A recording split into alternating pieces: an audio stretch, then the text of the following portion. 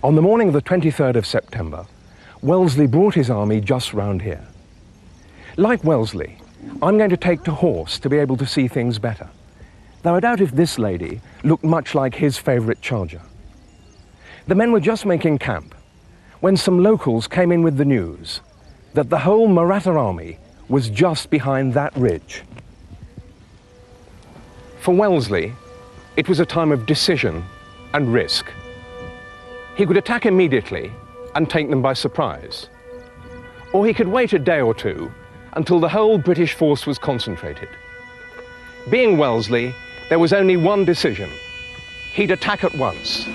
He was embarking on the hardest battle of his entire career. The first problem facing Wellesley was one of topography. He was on one side of the river, the Marathas on the other. Wellesley wanted to avoid attacking them straight from the front, but instead to attack from a flank, putting them off balance.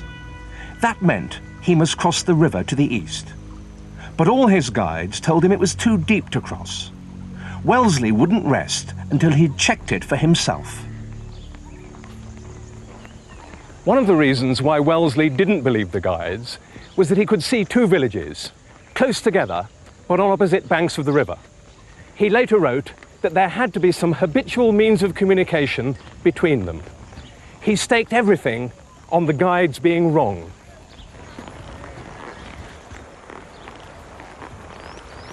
Wellesley and his army arrived at the River Caitna to find the water flowing fast. Wellesley was the first man to kick his horse on into the river. But he was right. There was a ford. The water was no more than 4 feet deep at its worst. Easy for the cavalry and not much of a problem for the infantry. Wellesley led his army across the river. He had succeeded in surprising the Marathas, who hastily regrouped to face him. On the Maratha side of the river, Wellesley formed up his army in line, infantry in front and cavalry behind. Ahead of them, his soldiers could see the skyline filled with the Maratha army. Over 100 cannon and infantry who outnumbered them by perhaps 5 to 1. It must have been a terrifying sight. The Marathas had already opened fire. The British replied, but they were badly outgunned. With cannonballs whistling around him, Wellesley rode from one end of his line to the other, speaking to all his commanding officers personally, and launched the attack. Charge! Ram it down now! Ram it down! Reload! Gun ready!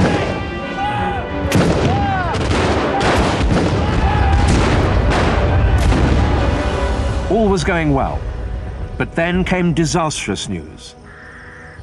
Up here, at the end of the line nearest the fortified village of Assay, the 74th Regiment was being cut to pieces. It had pushed too close to the cannon defending the village and was then attacked by infantry and cavalry. Its men formed square behind a barrier made up of the bodies of dead enemy. But relief was at hand. A cavalry charge led by the gallant Colonel Maxwell came to the rescue of the 74th and scattered the Marathas.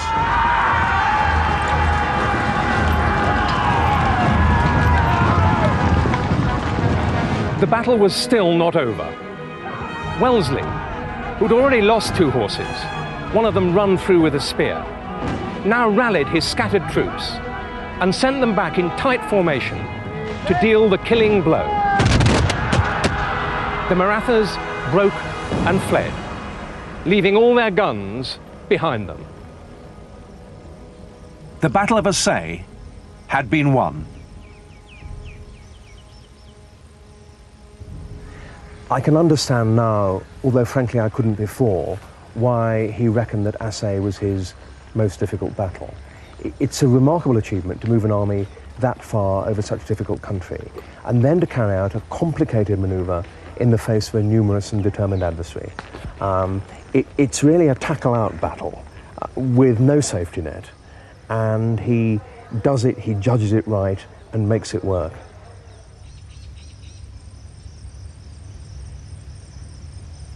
Assay was a turning point for the British in India. and a personal triumph for Wellesley as a general.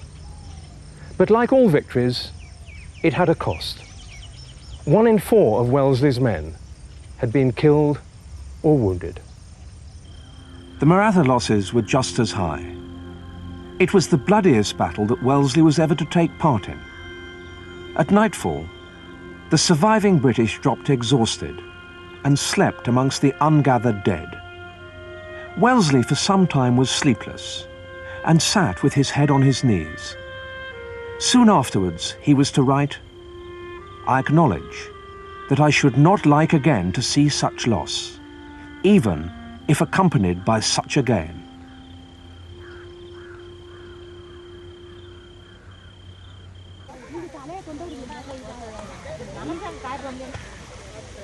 On September the 24th, 1803, the morning after the battle, Arthur Wellesley left Assaye and came here, to the fortified town of Ajunta, bringing with him the British wounded.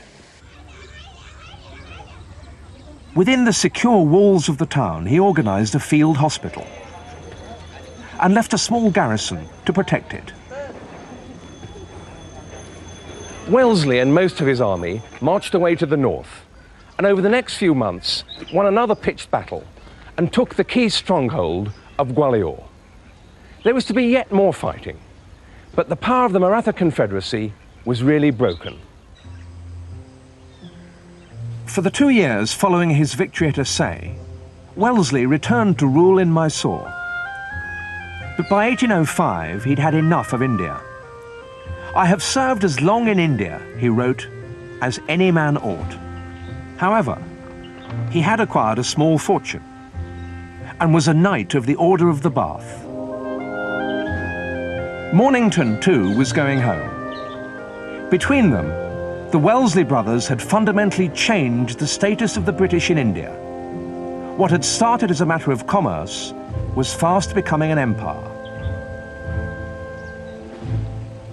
They left behind them an India which, for good or bad, would be under British rule for the next 140 years.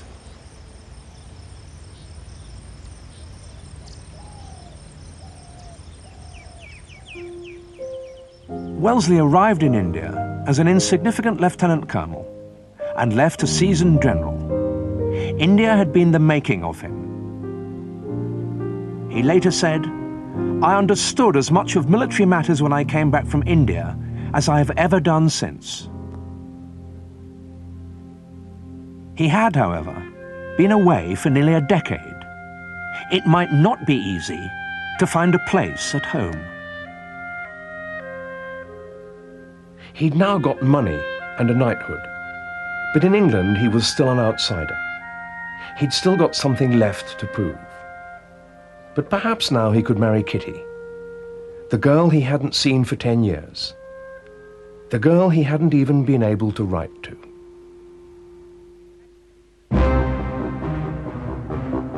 In the next few years, Wellesley would become Wellington. His reputation and his fortune would be made.